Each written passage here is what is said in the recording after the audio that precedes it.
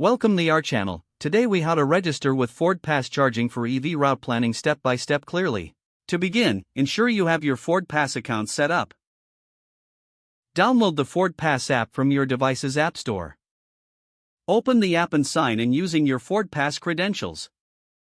If you don't have an account, follow the prompt to create one.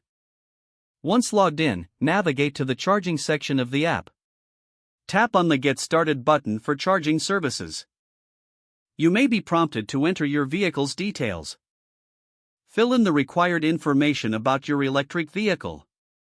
Next, link your vehicle with the FordPass app.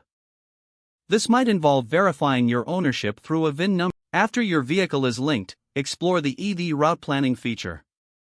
Select the route planning option from the menu. Input your destination and any waypoints if needed. The app will calculate the best route based on your EV's battery range. Review the suggested charging stations along your route. You can adjust the settings to include specific charging networks if desired. Once satisfied with your route, save it for easy access later. You are now ready to set out on your journey with confidence. Check the app for real-time updates and charging station availability. Enjoy a seamless driving experience with FordPass Charging. If the page does not load, refresh the browser or try again in a private or incognito window. Make sure you are using the correct email address, then retype it carefully to avoid small typos. If your password is not accepted, use the reset option and create a new strong password you can remember.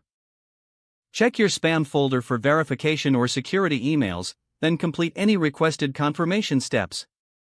Enable two-factor authentication if available to improve account security and reduce unauthorized access risk. After signing in, review your profile details so your contact information and settings are accurate and current. If you see an error message, note it down and try again after restarting your device and internet connection.